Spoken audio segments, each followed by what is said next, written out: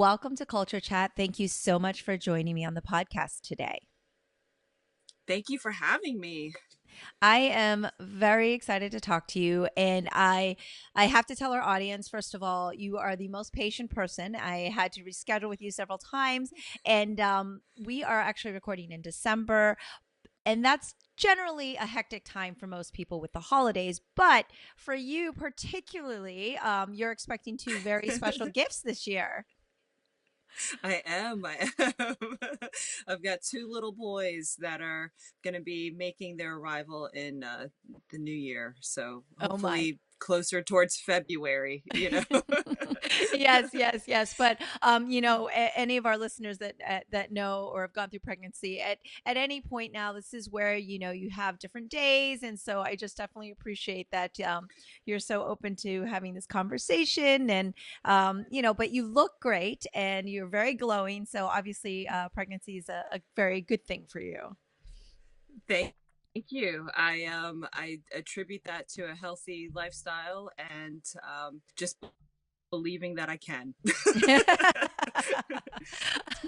Absolutely. And I got a chance to meet you through a mutual your brother and my friend, and so he one day he said to me, "Oh, Sifu, your eye makeup looks very nice." And I thought, okay, I like that he's in touch with makeup, and he gets kind of uh, gets it. But then I said thank you, and he goes, no, I don't want you to think I'm like kind of like looking at you strange. It's just that my sister, she is a celebrity makeup artist, and I've all my life I've known a lot more about makeup than I ever thought I would. And so I took it as, of course, quite a big compliment, because I do love makeup. I love stage makeup. I do a lot of productions. And so I was like, really, I think I'd like to talk to her. And then digging a little deeper, going onto your website and your blog, this world has opened you up to so much more that I am definitely dying to delve into. But I want to hear a little more about you. So I did read that you, from a very young age, kind of had your Mhm. paws into the makeup jar, and you kind of knew what you wanted to do, and you were very artistic, so to speak. Yeah, so the story starts the best age I can give you is about 8. And so I was living in Central Florida and it's very hot.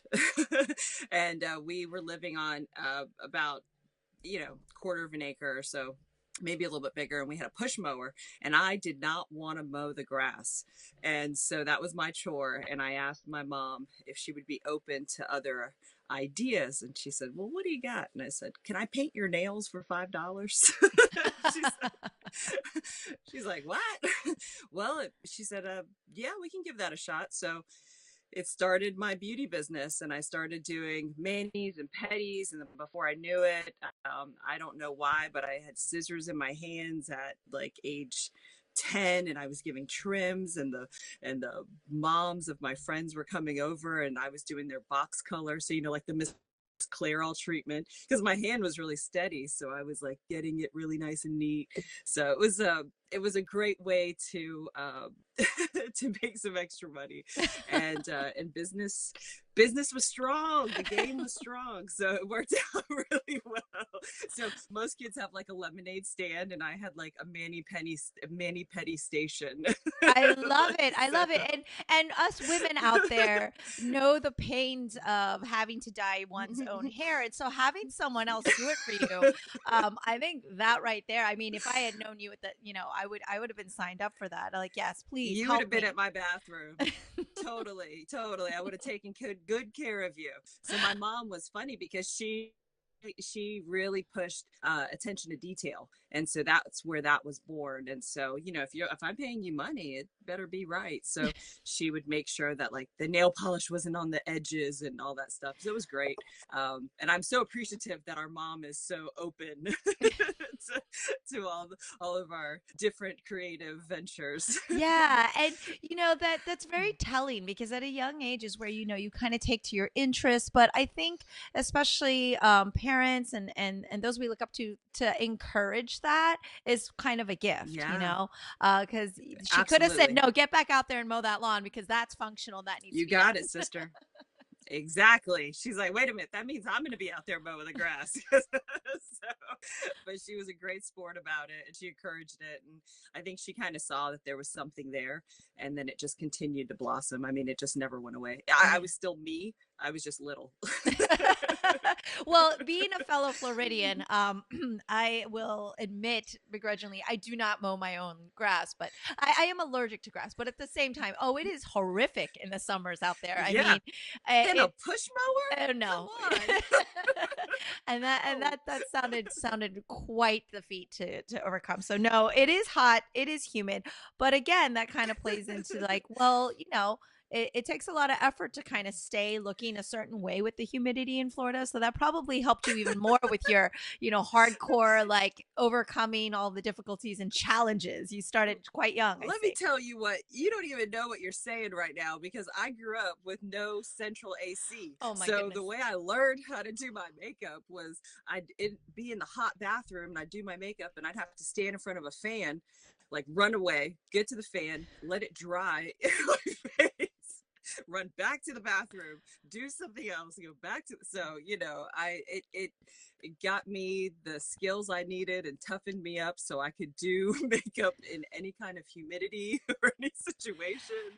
So And we all the we lessons come as you need yes, them. yes, we laugh about this, but I mean, you also ended up doing makeup in Florida, but also Savannah. I mean, two very humid Mm-hmm. places. So it's kind of like, wow, Yes, it really did prepare you for your future more than you realize. And for the totally. most part, I mean, I've worked on sets and whatnot. For the most part, you get to be in a trailer, whatever, but you never know when you have to do touch-ups on site and whatnot. You're outside and you have to deal with humidity and Mm-hmm. figure out how that works. So Yes. so let's fast forward a little to where now you're maybe not 8 or 10, but you're really at a place where you can kind of make a decision, so to speak, on your Mm-hmm. career Mm-hmm. path.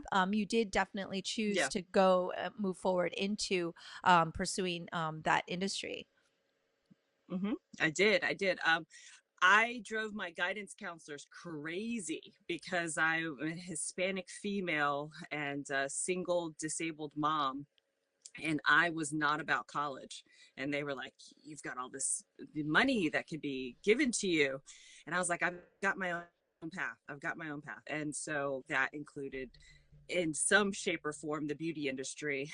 And I wasn't sure what that meant, but I knew that there was something definitely calling me strongly. And so after I graduated, my grandma gave me $100 for my graduation present, and I bought a Mary Kay kit with it. And I had no interest in selling Mary Kay. I just wanted all the makeup because I needed the foundation for all these different skin tones. I'm always thinking I was definitely an entrepreneur from the start. Yes. And from there, I started offering makeovers, and I got a job at the local mall at the Clinique counter, and I was very grateful to have like a professional makeup job, and that was a big boost to my esteem. And so I worked there for a while, and I realized, wait a minute, I'm on my lunch break in the bathroom doing makeup for $25 an hour. It takes me half an hour. Then I'm at the counter at the time, this is 1997, making $7 an hour. That's taxed. So I started to realize, like, maybe that's not, the best place to be. So it just kind of from that place started to evolve and grow. And so I just continued to always stay on top of my craft. But at that time, there wasn't really a big deal or a place for makeup artists to be. It was, you were either in Hollywood or you worked at the makeup counter. There was really no in between, especially in a small town where I was in Central Florida. So it took about 10 years or so before I realized, like, I got to get out of retail management because that's where I found myself. It was a really easy place to work and to excel in and chase that paper, So like we're all about, having our goals and things like that align with different numbers, if you will, on our paycheck, and I fell victim to that. And I was like, something's got to give. And at the time I was working as a retail manager, and I remember being so sad and being so just knowing I was not in the right space. And I prayed, I prayed, be careful what you pray for, you right? You've heard that before. So I prayed that if I was not in the place that I was supposed to be, that God would send me a sign or a signal. And if I missed it, that if I missed the sign, that drop a box on my head if I miss it so I don't miss it. And the next scheduled day to work, a box fell from a 20-foot ladder. 20-pound box fell right on my head, Oh like as my. if there were a bullseye, as if there were a bullseye on my head. And so I ruptured 3 discs in my spine, and I was on workers' comp. I was out, no more. And Wow. so what they discovered at that point was that I had an inoperable brain tumor, and so I was completely, um, you know, in a different space now. Now I have to figure things out. And I decided, you know what, if I'm going to die, because at this point it's operable, so they weren't able to biopsy it. And my father had passed away from the same thing 6 months prior. So they weren't clear on a timeline. So they said you could have 10 days or 10 years. It does, we don't know. But I decided to take my story and rewrite it. And I didn't want it to include something that I wasn't happy with, which was, working just to make money or to have a certain, title on my resume. I wanted to be happy, because they did tell me the best thing you can do is not stress. And I was like, well, what do Okay, you do so with I'm that? sorry to Like, tell you this, but you've got a brain tumor, you've got some discs yeah, out, and but don't stress.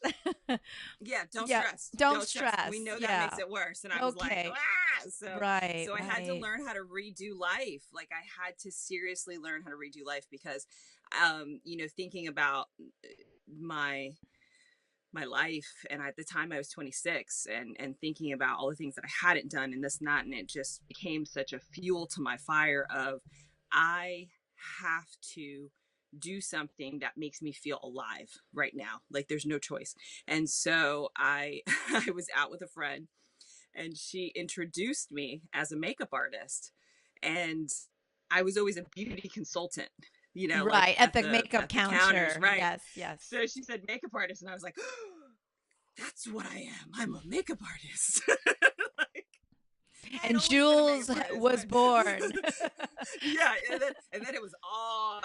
It was odd. I was like, oh Right. yeah. So I went and got certified, and just started doing everything to. I was like, because if I'm gonna die anyways, then let's go out with guns blazing. Like, let's do this. And so I completely just shifted how I was living and thinking and all that stuff, and decided like, let's do this. And then the opportunity to move to Savannah came about, and Right.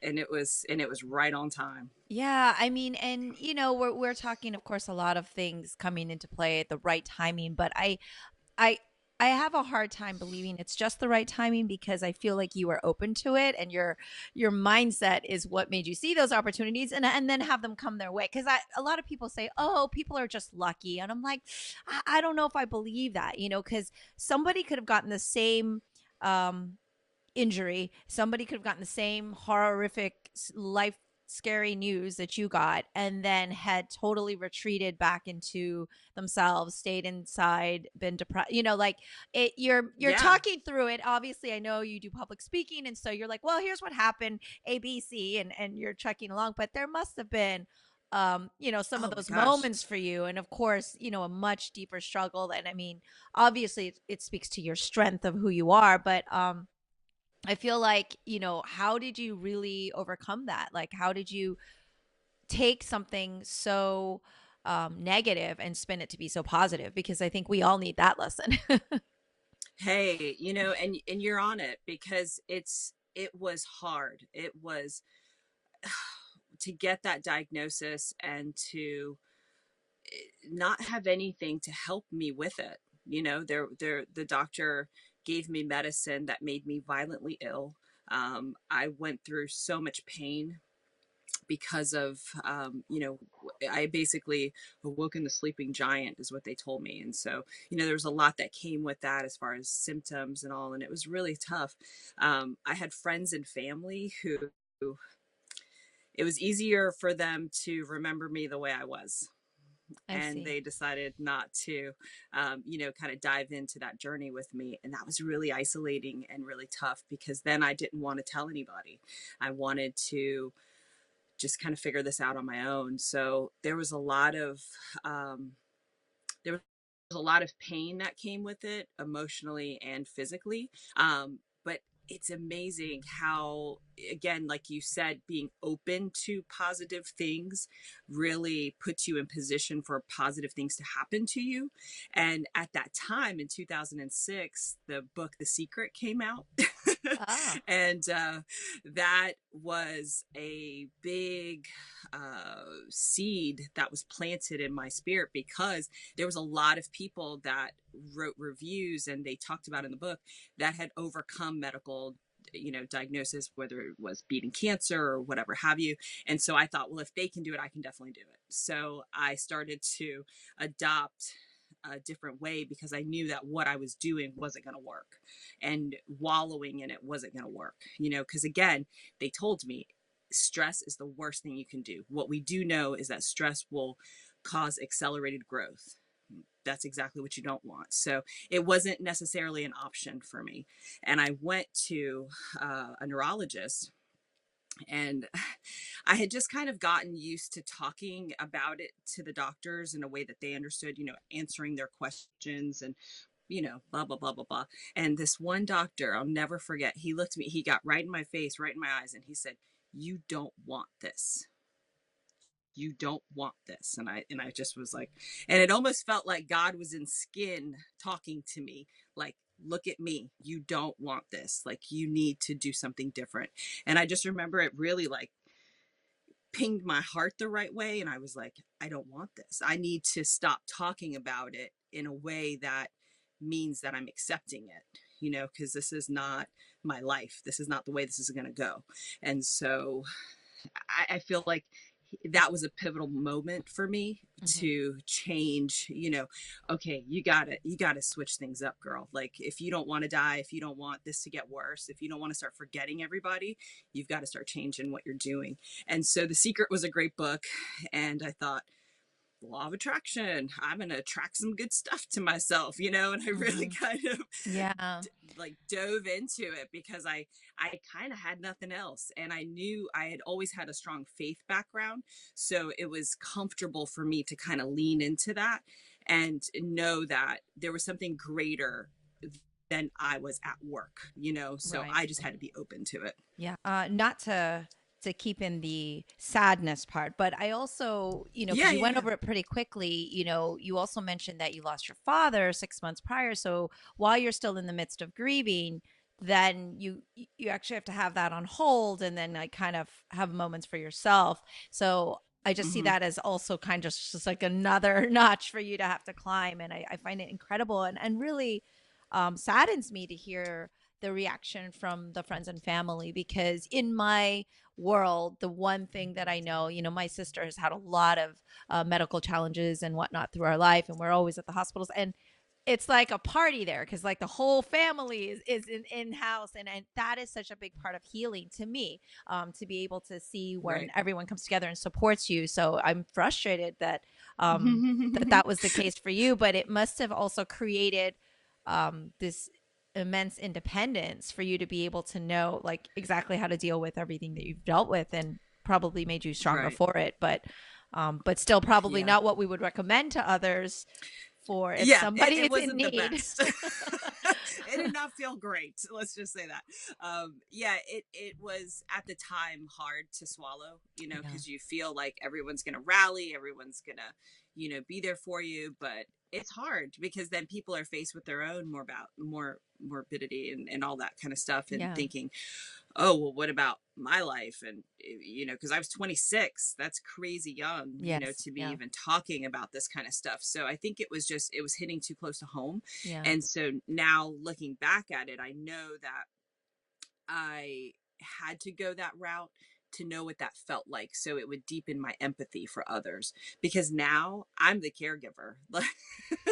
I live in an airstream full time, and I literally pull the love ship up to places where I need to serve, and I give, because I know that that person needs, whether it's a understanding friend or care or whatever it is. So it's just deepened my empathy for that. But I wouldn't have that if I wouldn't have gone through, the personal experience Of of it. course, So of I've course. kind of I've kind of always, been like that. Like instead of getting mad at it, I'm like, all right, what's the lesson here? What am I learning? What do I have to pick up from this so I don't have to repeat it or Right, learn right. it on a Yeah. deeper level later? I mean, and that is so much for a 26-year-old, because I think of the 26-year-olds that I mentor and teach now, and I'm going, okay, well, I hope they're listening to this because they can learn a lot from Jules right now. Like when you're faced with something really, real, something really Yeah, serious, it really changes, right. puts things in perspective, of course. And like you said, empathy is Absolutely. so important. Empathy is so important. So, on a positive note, though, you did get to change your life, go to Savannah, and that's where, not so quickly and like, wow, everything went perfectly, but things really opened up and changed for you. It really opened up. I mean, I went to my 10-year reunion in Central Florida, and two of my close friends from middle school, we met at the reunion, and they were living in Savannah. And I don't know what happened, but from the second they saw me, they were like, "You're moving to Savannah." I was like, "What? Are you sure?" And they were like, "Yeah, you're moving to Savannah." For 3 days, they were so persistent on me constantly. You're gonna come live with us in our big house. Savannah needs you. I was like, where is this coming from? And they just were nonstop.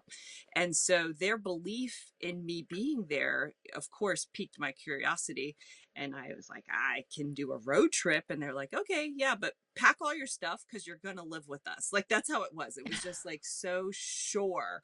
And what they didn't know is I was actually looking at a place to move to. So I was considering Orlando or Tampa, had not considered Savannah. But so I Right. went on a Somewhere a little road trip. closer. A little closer, Right. exactly. Savannah's 6 hours from mom, not 2 hours. And Mhm. so I said, all right, I'll take a road trip. What can it hurt? 3 weeks later, I go up there, and oh man, it was just, like your instincts, your intuition, they just, when you're not supposed to miss something, it just kind of goes on high alert, and that something feels really good or it feels really bad, and it felt right. It felt like I'm supposed to be here. And so I arrive, and I was like, man, this feels like strangely comfortable. I'm not sure why, but and my mom was very supportive. The whole family was very supportive. And the next day I meet a roommate that they didn't tell me about. And so I'm like, hi, my name's Jules, whatever. And so that roommate is now my husband. And so And so that's why they wanted you to move to Savannah. They were like matchmaking. exactly, they knew. I So like he your already friends. knew. I know, they knew. He already knew what I looked like, everything. I was the one who was in the dark. You like So, how everyone else so knows your future but you at that point. You're like, oh, thanks, everybody. but me, I'm like, what did you guys think we were doing? And they're like, so I meet him, and it's boom again, that instinct, and I was like, oh. And I remember he said hello, and I just was like humming, and I don't normally get nervous like that. And I thought, I have to go. We were outside. I said, I have to excuse myself and go inside and collect myself. I don't know what's happening. And so, as soon as I went to go inside, he said, hey, are you moving in? And I thought, he's trying to engage me and keep me out here. If I go inside, he will never have a chance, because I will, put the defense up, and, you know, I'll just be too cool. And I turned around, and I said, I'm thinking about it. And that's all she wrote. So they were right. They were 100% right. A week and a half later, I packed up my little PT Cruiser that I had at the time with a makeup box and a dream, and I took off to Savannah. And it was wonderful. And I knew that that's where I was supposed to be, because it just felt so good. It felt so right. And it wasn't even about being in love.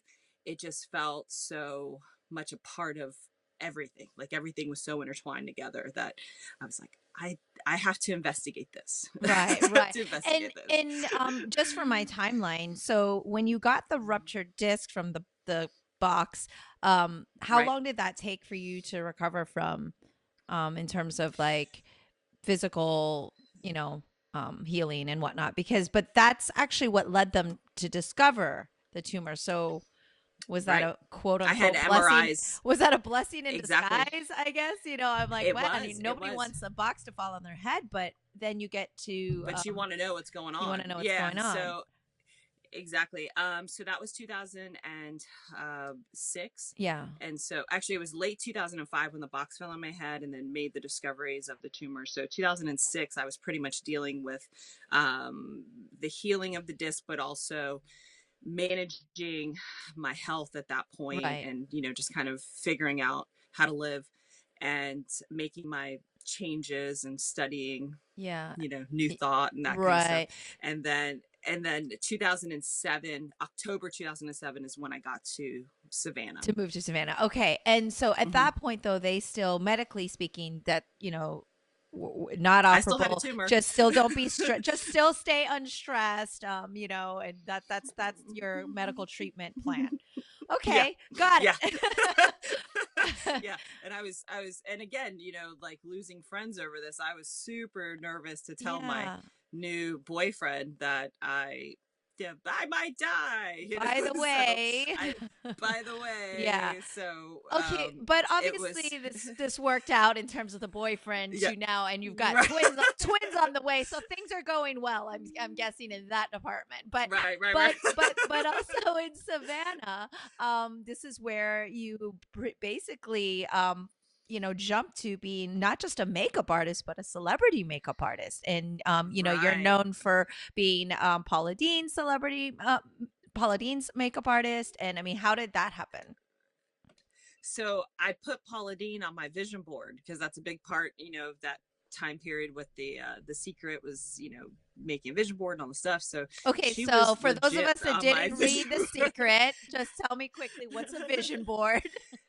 A vision board is essentially your in order for the law of attraction to really work, you have to envision what you want. So, and a great tool to use so you can visually see this stuff is to cut out pictures or, and put it on a board. So that way it's a Okay. reminder for you. Okay.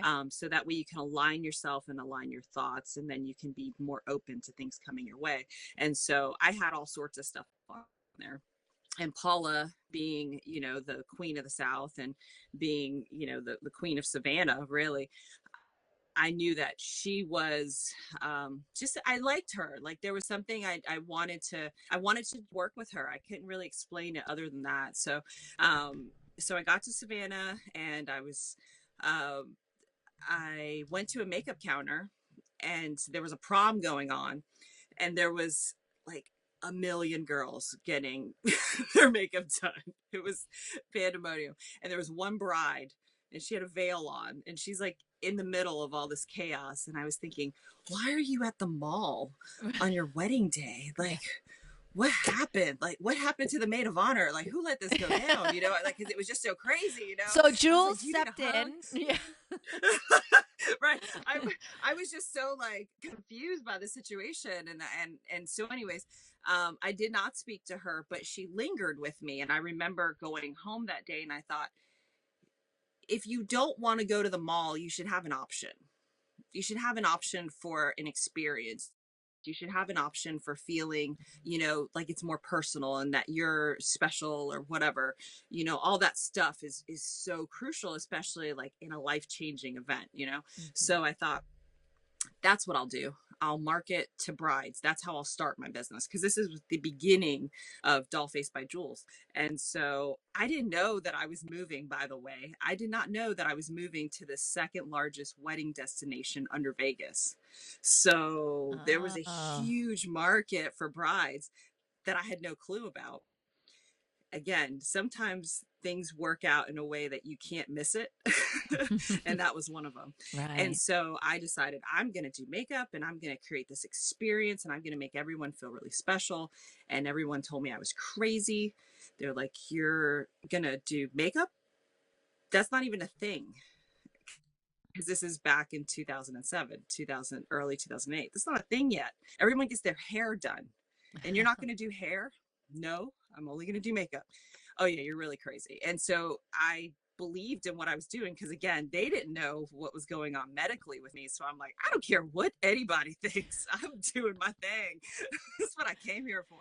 And so it just, the great thing about Savannah is you do a good service and you service your clients well, word gets out, and business continued to roll. So business grew really fast. And it was, thank God, just such a clear path of you're in the right lane. You're where you're supposed to be.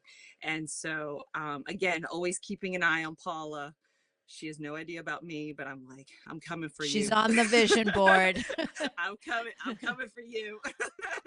And so it took up until about 2009 before I got to work with her. But it wasn't even with her. It was with her boys, Oh, Jamie and Bobby. And it was through a project that she was a part of, but I didn't get to touch her because she already had a makeup artist and hairstylist, and but I introduced myself. I told her that I loved her hair because I don't know if you've seen Paula, right? of She's course, got yes. blonde.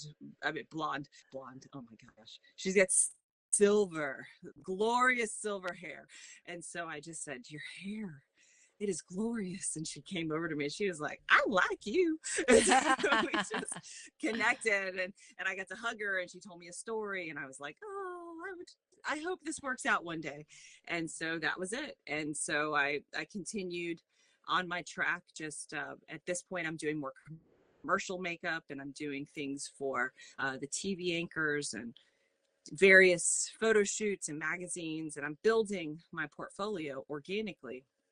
And so it was great. It was great. And then the agency started to develop as an agency. It was more than just me. And I was able to train makeup artists and have them start working for me. And I started sending them out, and it was great. I started to learn my role as a teacher and as a mentor, which was a big deal, a big part of me that was undiscovered. And so think it was, I don't think it was until 2015 that I actually got to work with Paula directly. Wow. So I had to work and work and work, and I would work with various celebrities, but they were not as well known. But it was great practice for me to learn how to be cool in those situations and learn that they're just people, and the more that you treat them like a nice person versus as a celebrity, they really appreciate that. And so I started to kind of get those little lessons as I needed them. Again, the universe was just dishing things out, and I was like, okay, I'm learning. Right. But yeah, it was great. And so I'd like to talk a little bit about because you kind of like, oh, and so then I started my own agency, and I've got makeup artists under me, and now we've got all these things are happening, and those of you who are listening, as a business owner, a small business owner, right? Yeah. It is a very big challenge. It is challenging. It is challenging to be the sole person who cares Mm-hmm. 24/7 about everything going into this, and so I feel for you here. And knowing that you had to train people, then to emulate what you're doing is a very challenging thing, because you can find a lot Mm-hmm. of people who can do makeup. But your Right. personality is obviously something very special, and that is probably why people want you to do makeup. Not, I'm sure you're an amazing makeup artist, but Thank you. Right. just thinking about you in the middle of the mall, going up and giving some random woman a hug because you're like, "Why are you here?" And just being able to have that type of compassion makes you probably who you are, but like makes you the makeup artist you are. But I think that that is the hard thing to train. And so when you go to mentor and teach people, and they think they're coming to you for, okay, how do I do a smoky eye or whatever, right? You probably end up teaching them less technically. And this is the question: do you teach them less about the makeup and more about how to build a relationship and communicate and find connection with people? Or where do you find that you end up being more of a teacher in what regard? Because you obviously have so Uh, much to give. Well, thank you for that. Thank you for saying all that. I know that people remember how you make them feel more so than how you made them look. And I've always known that. And I've always known that the space of my chair has always been kind of a sacred space, because women are there with no makeup on, and they're very vulnerable, and their esteem is very probably the lowest that it will be for that day, because they're standing in front of a beauty professional. They're sitting in front of a beauty professional who's fully made up, and they're like, so I got this zit last night, and I feel really bad about it, or Yes. or And it's I'm not as always, young as the other people. and you always have Yeah, a face, by the way, anyone listening, you always have a face issue the night before a major thing. Like, that's always, where you need your always. makeup artist, because then it's like, of Stress is a course. beast. Yes.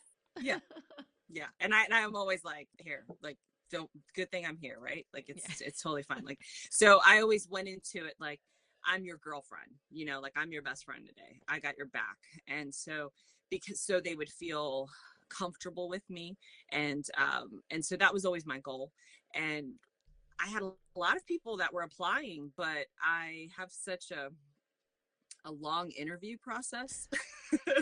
um, because it is, like, people wanted me. And at this point, I was getting pretty busy to where I couldn't be everywhere all the time, but I wanted to still serve my clients well. So what I started to look for was that compassion that you spoke of. I looked for, what, how are you treating your clients? What's your chairside manner? When your client points out a flaw, are you agreeing with them? Are you pointing out their flaws? So Right. when they would do a makeup test, which is where they would do makeup on a model in front of me, um, I would pay attention to that kind of stuff in their conversation. And so, and you kind of know with someone's warmth, whether or not they are compassionate, or if they're just doing it because it's a cool career. Hmm. Like, you kind of start to feel that out. uh, and as I started to teach them my process and my technique, I would realize there was a lot of mental stuff that I was overcoming with them, because you're having to learn stuff that you maybe didn't learn in cosmetology school, because they don't teach you all this stuff. You're having to learn a new way of doing stuff when you've always done it this other way. And so you learn a lot about people in those types of environments. And so it just became kind of the grounds of, you have to be open and be okay with making mistakes, because this is where we make mistakes, so we can learn. I'd rather you make mistakes with me and we work on it, versus with a paying client and then I hear about it later. So that was always kind of my approach. Versus being a boss, it was always a mentor. So throughout the years, it's developed, as I've developed, into a true mentorship. So there's also the mindset type of strategies that we work on. So that way, when they're in it, because being a makeup artist, just so you know, is like really stressful. It's really stressful. I have to come into a situation where I probably don't know that person, and I have to make them look the way they've always wanted to look. And it's my interpretation of it. You Right. know what I mean? Right. And Yes. so, Yes. so, and And then these usually people are on a going to go really on important day camera, in their or life. Yes. exactly, like, what, either they're getting married, or they're going to be on TV, or they're a celebrity and their face is already known, and you've got to figure that out. So for me, it was really important for them to know that they could always come to me as a touchstone, as a sounding board, because don't hold this stuff in when you had a bad day and you figured out all these things you don't know, or a weakness or whatever, or someone just talked to you not so great. Come to me so I can help you work through it. And that was really the I think the core of the mentorship for me. And then the skills as far as technique, that was secondary, because I could Right. teach anybody how to do makeup. That's not a thing. I can't teach you how to be compassionate and strong Yeah. and brave in moments where you're scared. Right. So Right. that's you have to want that, and then I can help you develop it. Yeah. And so that's still something that continues today because you still have, well, I see that you also have a line of makeup. Is that correct? Your I own do so line? much. So the makeup line came about when I met Josh back in 2007. He was like, "You should have a makeup line," and I was like, "Dude, I just want to pay my rent. Like, I don't want to. Like, what are you talking about? Like?" And so he was dreaming bigger for me than I could dream for myself in that moment. And I was teaching a lot, so the easiest way for me to teach was to have class supplies, and so that's where the makeup line came to be. So we found a lab that we could work with in the United States, and I could go in there and say, and I have a very high standard for makeup, so I said, if it's not better than this stuff, I'm not going to use it. So this is the baseline, and so we worked on it from there, and it took about 5 years of going back and forth and formulating and just figuring out what was going to work best, especially in the humidity of Savannah Yes, and yes. under TV lights and all that kind of stuff. So it was a great process, and I enjoyed it. And the agency is still going and still very successful, and I love the team that I have put together because they've allowed me an opportunity to again travel and be able to then go on to my greater work, which is now Jules Loves Me. Yes. And that really was born because I was teaching these everyday ladies just how to do their makeup, like how to do their eyeliner and basic things. Mhm. But what I learned was they're sitting in this mirror, it's just the two of us, and they can barely look at themselves without makeup, without just like beating themselves up and pointing out things that they think I'm going to point out. And so I started to understand like there was a greater work that needed to be done, and it wasn't to have, it really didn't have anything to do with makeup. It Right, was right. about the other person. It was about the other person knowing that they were enough just as they were. The makeup was just fun. The makeup is just polish, we're just polishing you up. We're not changing you. Mhm. And so throughout that work and doing that, I started to understand, I'm like, there's something more that's happening. I don't know what it is, but something more is happening. Right, right. And that kind of propelled you to now your Jules Loves Me. I'd like you to talk a little more about that. But selfishly, first, I'm going to ask you if we can't get your products, do you have recommendations for your favorite makeup lines? Oh, my products are still available. Yep. Totally. Like Mhm. they're still available online. You can go to dollfacebyjules.com and you'll see the products. Or you can go through Jules Loves Me through the shop, and it'll direct you there. But my products, the reason why I love them, it's because it's what we all use in our kits when we work. Mhm. So it's just making that accessible to the whoever wants it. Right. But for me, it was all about being waterproof was a big deal, making sure that it lasted a long time and they worked well with others, and that kind of stuff. Mhm. So that's the makeup was always it was just always a tool, and I Of started to course. understand that Yeah. it was also the hook that the universe used to get my attention. You know what I Yes, mean? yes, yes, yes. Yeah, I mean, because you've been sharing your story with me, from the 8-year-old that was like, how am I gonna not? Yeah, let me just paint your nails, but there was still, like you said, it was you but younger. Like you're really the same person still who is Yeah. compassionate and wanting to do something for others, and and building relationship, entrepreneurial. Like you were pretty much the same. Uh-huh. Just waiting to kind of Uh-huh. to I come out. still, yep, and yep. I and just wanted to be your friend and do your makeup. yeah. That's it. And so now you've kind of literally jumped into something else. Like literally you jumped in your Airstream and you were driving around Hmm. doing other things. Hmm. Tell me a little bit Yep. how that's been going, because I know you've been traveling all around and inspiring others, and Yeah. tell us about that. So, I had my first son. So I'm pregnant with twin boys right now, but I have a 4-year-old son. And so when he was born, oh my goodness, the things you don't know about motherhood until you're a mother, goodness. And I had him, and I was like, well, everything else that I'm doing, I don't even care about. I just want to be with him. Like, I just don't, nothing makes sense anymore. And that was really hard because I had such clear plans. I knew what I was doing. I was on track, and I, Savannah Fashion Week was going to be happening a few months after he was born, and that was a huge thing. I was the makeup sponsor and the makeup director for that. So, I had these responsibilities going on, and I kind of didn't want them anymore. And that was really difficult.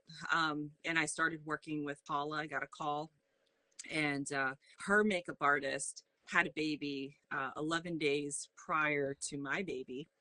And so she wasn't able to travel as much. And so now they were kind of looking for somebody that was more locally based to just help fill in the spots when she couldn't be there. And so I I get the call. I'll tell you this story real quick, and then I'll go into the Jules Loves.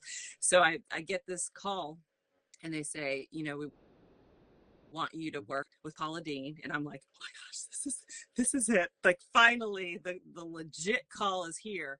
And they're like, we want you, it's a Halloween special. We want you to turn her into Medusa. I was like, are you serious? What? Like, You're you're like, gonna do a Frankenstein. You're gonna do a Frankenstein. Paula's Medusa. There's a flapper and a witch. I was like, awesome, so great, so excited about this, so I was like, all right. So I start like researching, all this stuff and whatever. I don't typically do that kind of makeup on an everyday right, basis, right. so I start checking it out. And then they call me the night before I'm supposed to work, and they said, we are canceling Paula, but you're coming in to do everybody else.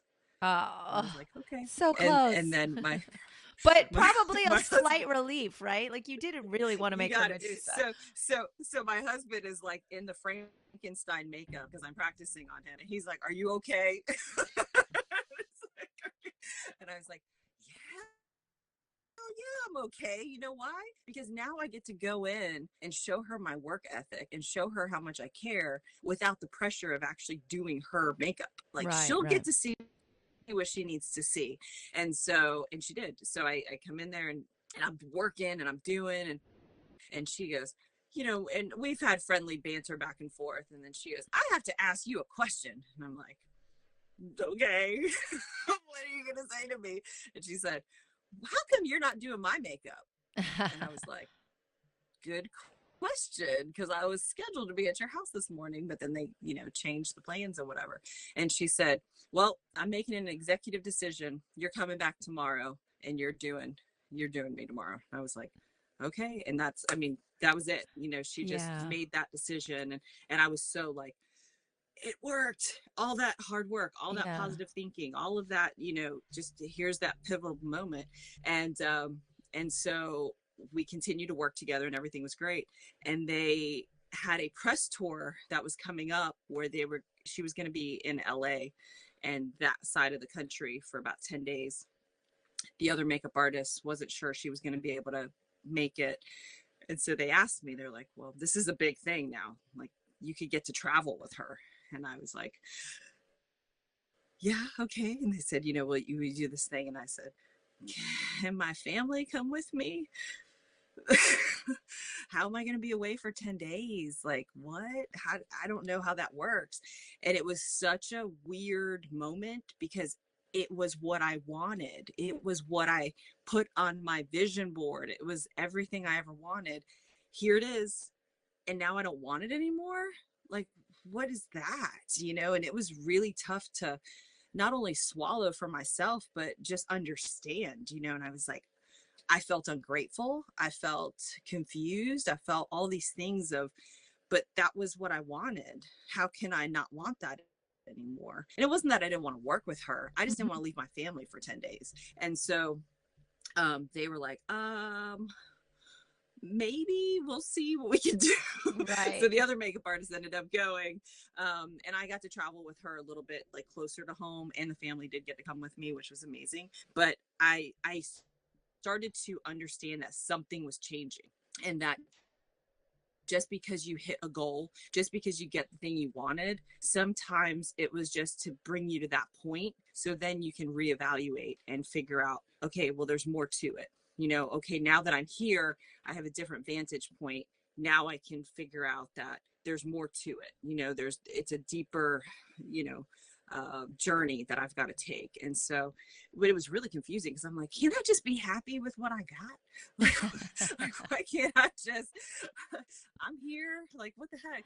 And then so I started to understand I needed to change how I did business and how I did my agency. And I started to kind of rework things, restructure it to where I wasn't hand holding everything. And that's where I started to, assign different makeup artists to different clients. And it worked out really well. So at this point, I'm doing, it takes a process. I mean, it took a couple years of me introducing new makeup artists to my clients and training them. And, it wasn't like it was, oh, I want to do something else. I didn't even know Right. what I wanted to do. I just Yeah. knew that I wanted to do something more family focused. Mm-hmm. And and at this point, so I was like, maybe I'm just needing to teach more. Maybe that's what it is. Cause I'm really confused. So I'm teaching and I'm just doing the work. You know what I mean? Like just doing the work and showing up and just waiting for the signs and the signals. And I get to about 2016, the beginning of the 2016, and we had just come off of 3 weeks of travel from December, holiday travel. And it was my husband, my son, our 4 dogs at the time, all of us in a Pilot, like a Honda Pilot, and we had the best time. And I was like, man, all we needed was like a trailer or a camper, and this thing would have been even better, So it started to kind of like, maybe there's something here. And so I talked to my reverend because he's so cool. And I was like, you want to have coffee? Like, I got to talk about some stuff. And we talked, and I was like, what's going on with me? Like, now I don't like beauty stuff. Like, I don't get it. And so I said, I just want to talk to people and reach them and impact them in a way that goes straight to their heart. And it doesn't matter if they're a man or if they're a woman or if they like makeup or not. I just kind of felt, I guess, like beauty started to put me in a box. That's all everybody wanted to talk about. And I wanted to talk about other stuff. Right. Right. Right. So he said, you gotta speak. And I was like, what? I don't know what you're talking about. So he basically pushed me out on stage. And I remember the week before I was supposed to speak, my reverend finished, and my husband looked at me. He goes, how are you going to do that? And I was like, I have no idea. I have no clue how I'm going to do this. I have no idea. And so I get up there and I share my testimony. I share, my talk was called Wake Up, and it was just about how you start to recognize the inner critic that plays in your head and all that kind of stuff. I read a book called The Untethered Soul, and I spoke about that. And I basically blacked out. Like, I don't remember what I said. I don't remember what I did. I just remember starting. And then when I finished, everybody was clapping and standing. And I was like, okay, all signs point to that I did a good job, but I have no clue what happened. And yeah, that tends to happen when one's on stage as well. Yeah, I but had no idea that yeah, was going to happen. but you obviously have a So, lot to say, and so that's good. And people are definitely willing to listen.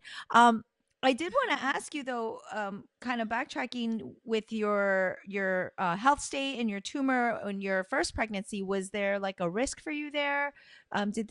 Or is everything kind of now? I mean, now you're yeah, pregnant again. Is everything resolved, or where are we at? yeah. I'm glad you brought that back around, because I'm sure people are thinking like, does she still have a tumor? Like, what Right. the? He left us hanging. Yeah, great way to bring it back. So I went to India in 2009 for back surgery, because I, jumped into this amazing career, and I was super busy and running around, and I had a back injury that I needed to get addressed. And it was so bad that I needed to have surgery. And so I didn't want to have surgery in the States because they just didn't want to do the procedure. They wanted to fuse, and I knew there was something better for me. So I ended up seeking medical tourism, went to India, had a disc replaced with titanium, and was able to walk within 3 days.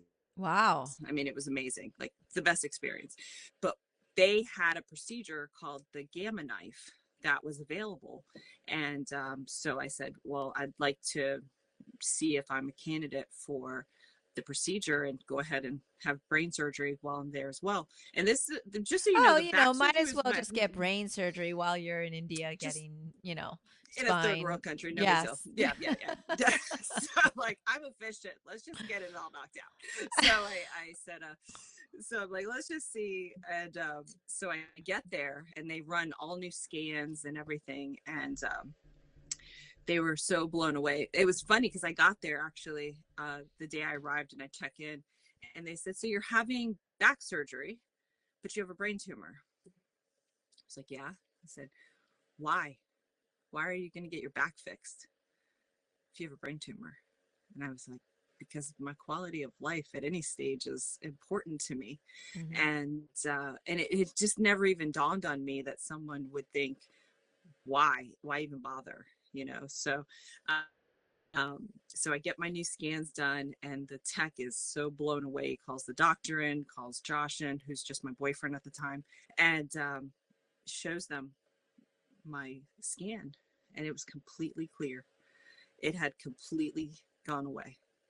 And I couldn't believe it. Like, I was so blown away because that's what I had been envisioning. That's what I had been working on. That was always, the goal was that it was going to go just as quickly as it came. I don't know where it came from, but it's going to go back to where that was. And so I was medically cleared. And Wow. yeah. And so I had back surgery after that. And then the titanium disc was a big deal, and I was in a medical journal. And so there was a lot of like medical miracles that were happening around me.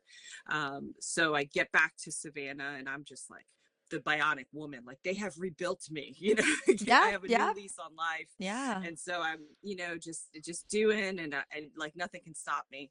And when it was time to start considering having a baby, had lots of fibroids. And so my doctor actually said, you're not going to be able to have kids until you have surgery and we clear all this out.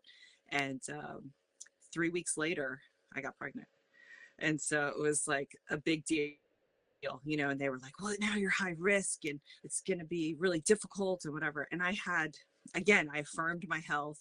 I affirmed that everything was going to be working the way that it was supposed to be working. And I wouldn't allow the fear of anything else to kind of come in. And I had good practice with that Yeah, already. a I little had bit, good just a little bit. practice. I was like, I have trained myself to not go Yeah. there. Basically, that's what I would say. The martial arts side of me is going, well, you definitely went through your training, so that's big. And I want to ask you because I know so many people that are so in fear of their health and fear of going to the doctor all the time, and they like this whole ignorance is bliss thing, and but obviously Right. for you, if someone were to ask you, okay, are you glad that box fell on your head? Not obviously glad, but are you would you rather have known like this whole time? Because um of course everything you do would have anything would have changed the path of whatever, but like, is it better to know Yeah. or not know? For me, I felt like it was definitely better to know because I was so miserable in the life that I was living, and that's not what life is about. And so I feel like you'll only get to a certain point of destruction or being off course before you get rerouted. And so that was my rerouting.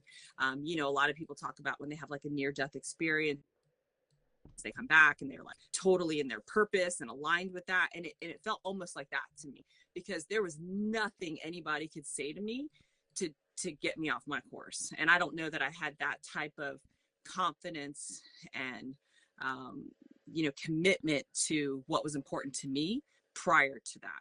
So it just kind of was like, I don't care what you think about me or what you think about what I'm doing.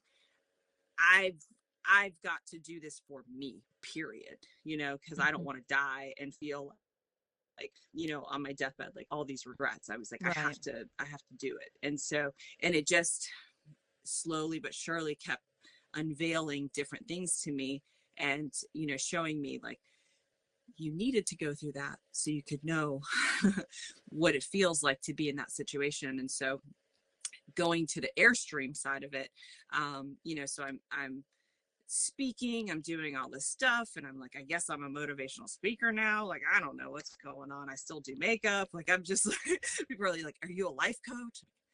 Maybe, I don't know. Why do we have to define things? I'm just who Jules. needs titles?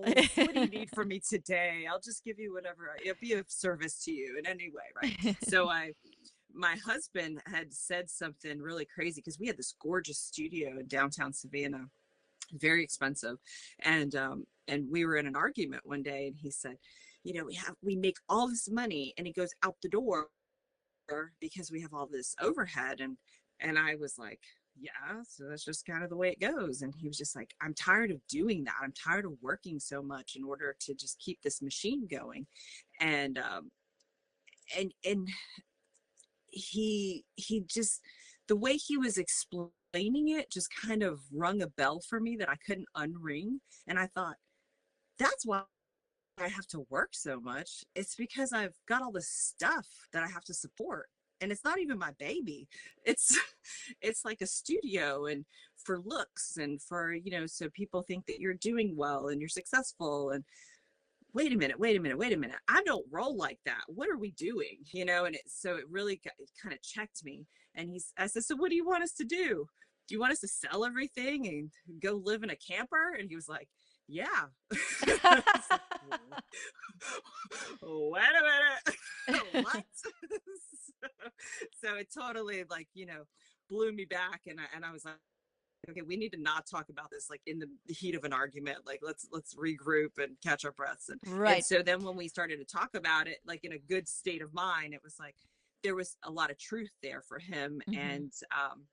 And typically, in partnerships, if it's true for one, it can a lot of times be true, but still uncovered, like in there for the other person. They just don't know it yet. Mhm. And that was what was happening for me.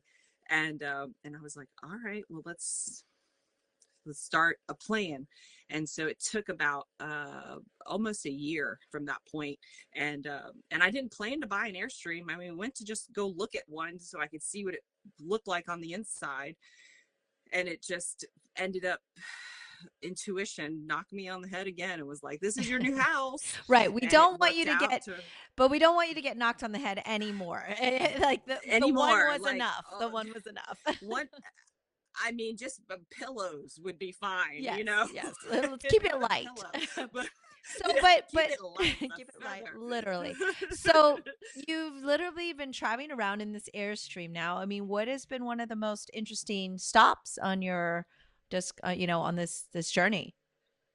Well, at that point, because everyone's going, what are you going to do? What are you doing? What's, a lot of questions, and questions when you don't know the answers make you uncomfortable. So I was like, I wish everybody would stop asking me. But, of course, it's just curiosity. I didn't know what was going on, to be honest with you. I just knew that something was guiding me, and I just could not stay where I was. Divine discontent had a hold of me, and I didn't know where I wanted to go. I just knew I needed to do something that gave me flexibility outside of Savannah. What I came to find out in the next couple months was that my aunt, my mom's sister, uh, was diagnosed with terminal cancer, and so she was enrolled in hospice. And so when that happened, it became clear that we're supposed to have the flexibility to go be there and take care of her. Had this happened before, I was already kind of making a plan to, see other people. Like, I love you, Savannah, but I need to go visit other places. I started making that kind of break. I'm glad it was already happening, because I would have just left. I just would have kind of been like, I gotta go.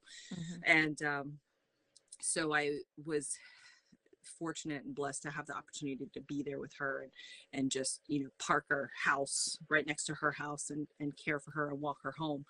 And so once we got through that bulk of such a such a tough time, but also a beautiful time. Like, it's really interesting when you're with somebody at the end of life, like Yeah. the things Yeah. you learn about yourself and the things that you learn about life. And so it was the mission that I was asking, I guess, the universe for, asking God for. That was my first mission. And so I knew that there was a lot more that I didn't know. And so we decided over the summer, we made a plan uh, to get our ducks in a row, sell our house, get all that stuff done with. And then we were going to take off for the summer. And we went out west, and it was amazing. We went to Colorado and New Mexico. I found out the day before we were leaving that I was pregnant. We didn't tell anybody because we didn't want all the parents to worry. And we were going to go anyways, I Right. mean, obviously at this point in our conversation, I kind of do what I want. So A little bit. we're going to go. We're going to go. So let's just go and not have the stress of everybody else worrying about us. I did not know I was pregnant with twins. I just knew I was pregnant. Yeah. So we had plans to go all the way to California, but decided to stay within Colorado, New Mexico. That opportunity of traveling over there was the best. I got to see the way families hang out, and because we stayed in national forest, we stayed in state parks, and there was no cell phone service. I had to drive 30 minutes one way just to check my email. But isn't And that I loved freeing, being that. able to be I disconnected? loved it. Yeah.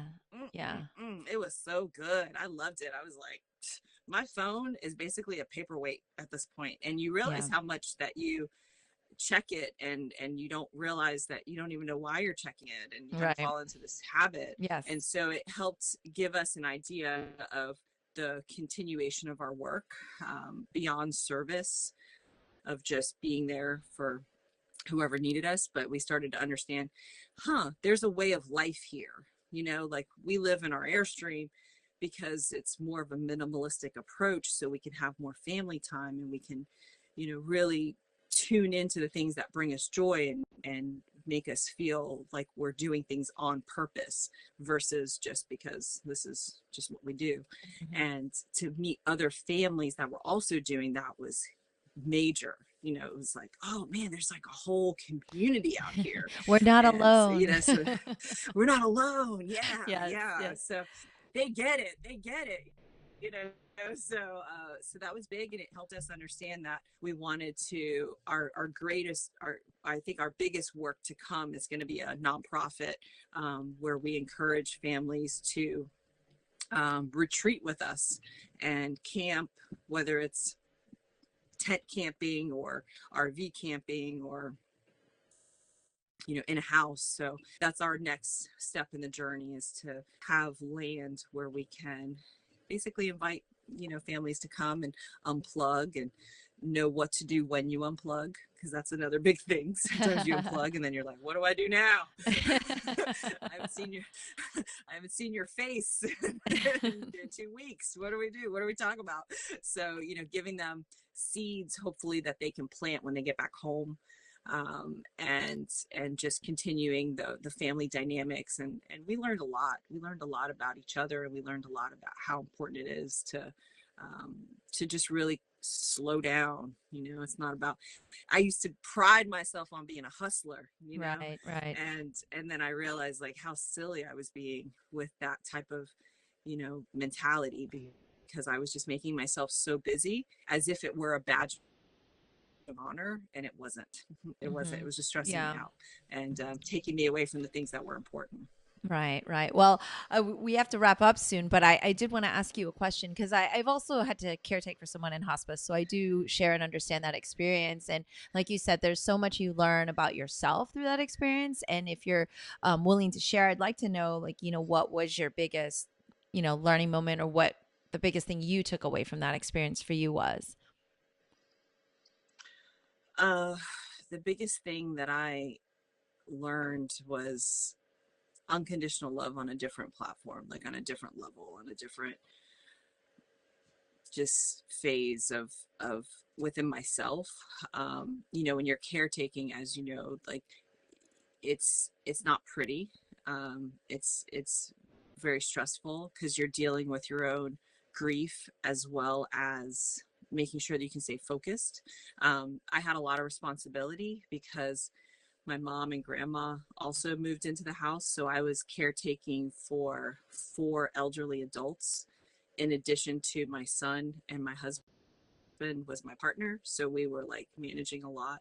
And I learned that I can handle a lot when I'm present. That was a big learning lesson. A lot of times, you know, we're kind of in the future thinking about things you need to do, or you're in the past, you know, upset about something, and I didn't have that luxury. Like, I had to be present because I had to make sure that I was documenting the type of medicine properly that she needed, or you know, documenting what her blood sugar was at this point after this meal. And that's the kind of stuff that became important, and it was all I wanted to do because I felt like if I could just care for her, then we could have her longer, you know. So Right, it right. almost yeah, so it almost I almost felt like if I could control everything enough, I could somehow beat it, you know, because I had, you know, I also had the terminal diagnosis in my own background to pull from. So I also understood why that happened because I was able to give her a lot of comfort in conversations. And so I learned a lot about being in the moment, in the present moment, and how everything you need is really in that moment. And if you can just keep yourself there and focus, uh, you can handle it. That's, I think that's the biggest thing. You know, you can handle it because you're only taking one step at a time. Every time I would look forward and go, well, how am I going to handle when she's not here anymore? How am I going to handle this or that? It was too Yeah, much, you know. It's exactly. like just too much. So that was a huge lesson, was just learning that connection to unconditional love and forcing myself into being into the moment. Okay. Thank you so much for sharing. I really appreciate it.